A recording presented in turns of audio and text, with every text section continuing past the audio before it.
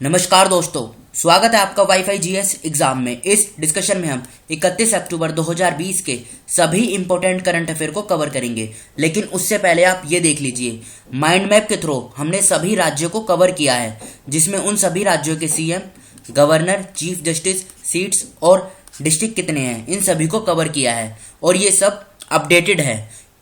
देखो, ये second video है। फर्स्ट और सेकंड दोनों वीडियो का लिंक डिस्क्रिप्शन बॉक्स में आपको नीचे मिल जाएगा। उस लिंक पर जाकर आप इन दोनों वीडियो को कवर कर लीजिएगा। तो चलो अब स्टार्ट करते हैं। फर्स्ट क्वेश्चन, किस राज्य ने स्नातक चिकित्सा पाठ्यक्रमों में सरकारी स्कूल के छात्रों के लिए 7.5% आरक्षण प्रदान करने का आदेश पारित किया है? कर्नाटका, गोवा, पश्चिम बंगाल या तमिलनाडु? देखो, तमिलनाडु की जो असेंबली है, मतलब वहाँ की जो लेजिस्लेचर है, वहाँ पर 15 सितंबर 2020 को ये बिल पास हुआ था। लेकिन अभी तक ये लॉ नहीं बना है, क्योंकि वहाँ के जो गवर्नर हैं उनके सिग्नेचर नहीं हुए हैं। तो तब तमिलनाडु के राज्यपाल जो हैं, जब वो सिग्नेचर कर देंगे तो ये जो बिल है ये लॉ में कन्वर्ट हो जाएगा, फिर ये कानून बन जाएगा। तो उसके बाद क्या होगा, तमिलनाडु राज्य के अंदर जितने भी प्राइवेट और गवर्नमेंट मेडिकल कॉलेजेस हैं, उनमें गवर्नमेंट स्कूल के जो स्टूडेंट हैं उनकी 7.5% सीटें रिजर्व होंगी। तो इस क्वेश्चन का सही आंसर है डी, तमिलनाडु। तो अब तमिलनाडु के बारे में कुछ बेसिक इन्फॉर्मेशन ये रही है आपके सामने। देखो, इसका आप स्क्रीनशॉट ले लीजिए और इसके फिर नोट्स बना लीजिएगा। अगले क्वेश्चन की तरफ चलते हैं। किस राज्य ने वाईएसआर रायथू भरोसा पीएम किसान योजना की दूसरी किस्त के रूप में 1115 करोड़ रुपए जारी किए हैं? सबसे पहले तो आप ये जान लीजिए, जिस स्कीम के स्टार्टिंग में वाईएसआर लगा होगा, ये आंध्र प्रदेश सरकार की स्कीम होगी। तो यहाँ से इजीली ये क्वेश्चन सॉल्व हो सकता है, स्कीम के बारे में ना पता होते हुए भी। इस क्वेश्चन का सही आंसर है ए, आंध्र प्रदेश।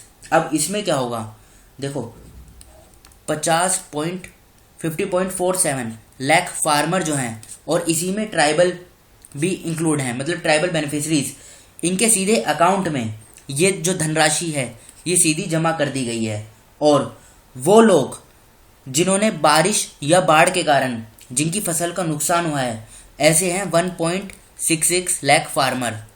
इनके खाते में भी 135.73 करोड़ रुपए की धनराशि जमा कर दी गई है।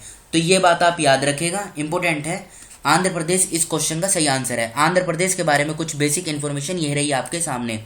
इसका भी आप स्क्रीनशॉट ले लीजिए, इसके नोट्स बना लीजिएगा। देखो, ये सब अपडेटेड है, ये जो डाटा है। अगले क्वेश्चन की तरफ चलते हैं। अक्टूबर 2020 में किस राज्य ने डिजिटल पुस्तकालय शुरू किया है? मतलब किस राज्य ने डिजिटल लाइब्रेरी को स्टार्ट किया है? महाराष्ट्र, उत्तर प्रदेश, राजस्थान या हिमाचल प्रदेश? देखो, ये फैसला लिया गया है उत्तर प्रदेश सरकार के द्वारा। इससे क्या होगा, जो हायर एजुकेशन के जो स्टूडेंट हैं, जो गरीब लोग हैं, जो बुक नहीं खरीद सकते हैं, उनको इससे बहुत हेल्प मिलेगी। और इसमें क्या होगा, 134 सब्जेक्ट में 35,000 से ज़्यादा ई कंटेंट जो इन सब्जेक्ट से रिलेटेड है, वो ये डिजिटल जो लाइब्रेरी है इस पर अवेलेबल है, और स्टूडेंट फ्री ऑफ कॉस्ट इसे प्राप्त कर सकेंगे। मतलब वहाँ से वो अपनी पढ़ाई को जारी कर सकेंगे फ्री ऑफ कॉस्ट। तो ये फैसला लिया गया है उत्तर प्रदेश सरकार के द्वारा। अब उत्तर प्रदेश के बारे में कुछ बेसिक इन्फॉर्मेशन ये रही है आपके सामने, इसका भी आप स्क्रीनशॉट ले लीजिएगा। नेक्स्ट क्वेश्चन की तरफ चलते हैं। बिलासपुर और सूरजपुर जिले किस राज्य में स्थित हैं? सबसे पहले तो आप ये समझ लीजिए, ये न्यूज़ में क्यों हैं ये दोनों जिले। देखो, इन दोनों जिलों ने वाटर बॉडीज और वाटर कंजर्वेशन, इन दोनों के रिवाइवल के लिए बहुत अच्छा काम किया है। जिसके बाद जो सेंट्रल गवर्नमेंट है, सेंट्रल गवर्नमेंट ने नेशनल वाटर अवार्ड से इन दोनों जिलों को सम्मानित किया है। अब ये जो दोनों जिले हैं ये हैं छत्तीसगढ़ के अंदर। एग्जाम में सीधा सीधा क्वेश्चन ऐसे ही पूछा जाता है कि ये बिलासपुर और सूरजपुर, इन दोनों की लोकेशन पूछ ली जाएगी कि ये किस राज्य में स्थित हैं। तो ये छत्तीसगढ़ में स्थित हैं। अब छत्तीसगढ़ के बारे में कुछ बेसिक इन्फॉर्मेशन ये रही आपके सामने, जैसे यहाँ की कैपिटल रायपुर है, चीफ जस्टिस कौन है, सीएम कौन है, गवर्नर कौन है, बाउंड्री किसके साथ लगती है, इन सभी का आप स्क्रीनशॉट बना लीजिए। अगले क्वेश्चन की तरफ चलते हैं। मणिपुर में किसे अक्टूबर 2020 में विधानसभा के सदस्य के रूप में शपथ दिलाई गई है? देखो, इस क्वेश्चन का सही आंसर है ए। नाम थोड़ा डिफिकल्ट है, गिन स्वान हाउ। इस तरीके के नाम एग्जाम में कम ही पूछे जाते हैं, लेकिन ये पूछा जा सकता है कि किस राज्य में है। नाम देकर राज्य पूछा जाए तो मणिपुर है। इसमें क्या हुआ, जो इलेक्शन हुए थे अभी बाय इलेक्शन, उनमें इनको इलेक्ट किया गया है अनअपोज्ड, मतलब निर्विरोध ये चुने गए हैं। इतना इंपॉर्टेंट तो है नहीं, लेकिन ये मणिपुर इंपॉर्टेंट है। मणिपुर के बारे में कुछ बेसिक इन्फॉर्मेशन देख लेते हैं। ये रही आपके सामने, देखो स्क्रीनशॉट ले लीजिए और इसका आराम से नोट्स बना लीजिएगा। अगले क्वेश्चन की तरफ चलते हैं। किस बैंक ने जापान बैंक फॉर इंटरनेशनल को ऑपरेशन एक साथ $1 बिलियन का ऋण समझौता किया है? विच बैंक साइन, देखो यहाँ पे हिंदी में ये गलत टाइप हो गया है, ठीक से बन नहीं रहा है सेंटेंस, इंग्लिश में पढ़ लीजिए। Which bank sign a $1 billion loan agreement with Japan bank for international cooperation JBIC। ये न्यूज़ में क्यों है ये पढ़ते हैं। देखो JBIC जिसका पूरा नाम है Japan bank for international cooperation, ये जापान का सबसे बड़ा बैंक है और इसके साथ भारत का जो SBI बैंक है इसने एग्रीमेंट साइन किया है $1 बिलियन का। ये लोन लेगा इस बैंक से, और जब ये लोन लेगा, देखो ये टोटल धनराशि है $1 बिलियन की, तो $600 मिलियन जो है वो तो इंडिया को दिए जाएंगे इसी बैंक के द्वारा, Japan bank for international cooperation. बची हुई जो $400 मिलियन हैं जो जापान के दूसरे पार्टिसिपेटिंग बैंक हैं उनके द्वारा ये धनराशि SBI को दी जाएगी। इसका यूज कहाँ पर होगा? जो जापानीज ऑटोमोबाइल मैन्युफैक्चरिंग है भारत के अंदर, उनके ऑपरेशन में इस धनराशि का यूज होगा, जिससे जो भारत का मेक इन इंडिया प्रोग्राम है, ये जो मेक इन इंडिया प्रोग्राम है भारत का, ये इससे बूस्ट होगा। अब बात करें SBI की, देखो सबसे पहले 3 बैंक थे, उन 3 बैंक का विलय हुआ, फिर बना एम्पीरियल बैंक ऑफ इंडिया। कब? 1921 में। और यही एम्पीरियल बैंक ऑफ इंडिया आगे चलकर 1955 में इसका नाम बदलकर रख दिया गया SBI, जो आज SBI के नाम से जाना जाता है, स्टेट बैंक ऑफ इंडिया। तो इसकी डेट याद रखेगा आप, 1 जुलाई 1955, इस दिन इसकी स्थापना हुई थी। चेयरपर्सन कौन है? चेयरपर्सन है इसके रजनीश कुमार। मुख्यालय यानी हेडक्वार्टर कहाँ पर है? हेडक्वार्टर है महाराष्ट्र के मुंबई में। तो इस क्वेश्चन का सही आंसर है B SBI। अगले क्वेश्चन की तरफ चलते हैं। किस आयोग संस्था ने एक पैनल का गठन किया है जो शहरी नियोजन शिक्षा प्रणाली में सुधारों की शुरुआत करेगा? ECI, नीति आयोग, फिकी या एजुकेशन मिनिस्ट्री? इस क्वेश्चन का सही आंसर है B नीति आयोग।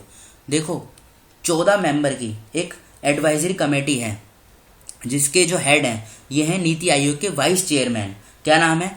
राजीव कुमार। ये इस एडवाइजरी कमेटी के हेड हैं और इन्होंने ही रिव्यू किया है अर्बन प्लानिंग एजुकेशन सिस्टम को इंडिया में। ये न्यूज़ इतनी इंपॉर्टेंट नहीं है, लेकिन ये नीति आयोग इंपॉर्टेंट है।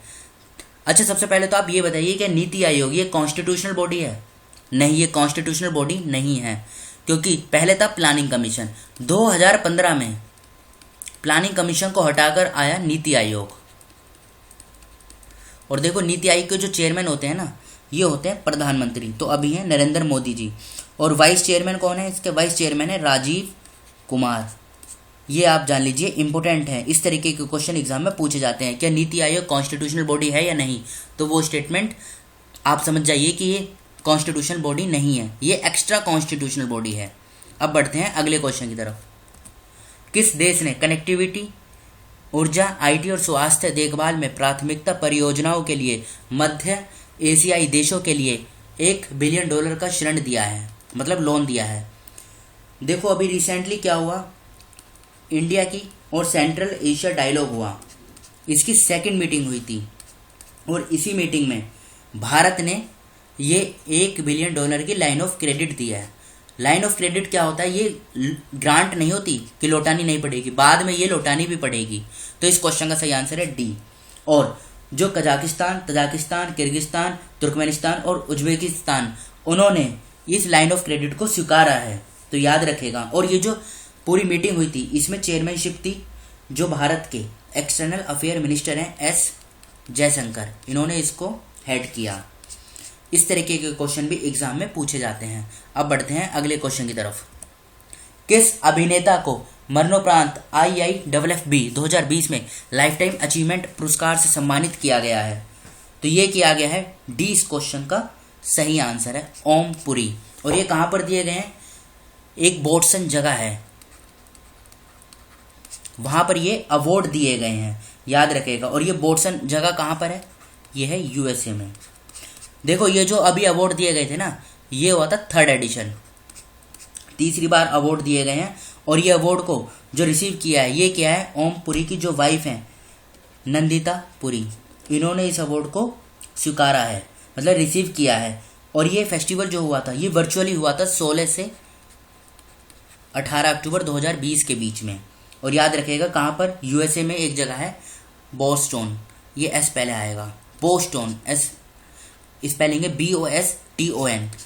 एग्जाम में ये भी पूछा जा सकता है, देखो इस तरीके से क्वेश्चन दे दिए जाते हैं, जैसे बोस्टन दे दिया जाएगा, इसके आगे जगह दे दी जाएगी स्विट्जरलैंड, क्या ये स्विट्जरलैंड में स्थित है, फिर यहाँ पे दूसरा ऑप्शन होगा, यहाँ पे दूसरा होगा, तो इस तरीके के क्वेश्चन एग्जाम में पूछे जाते हैं। तो ये बोस्टन कहाँ पर है, ये है अमेरिका में, यूएसए में। अगले क्वेश्चन की तरफ चलते हैं।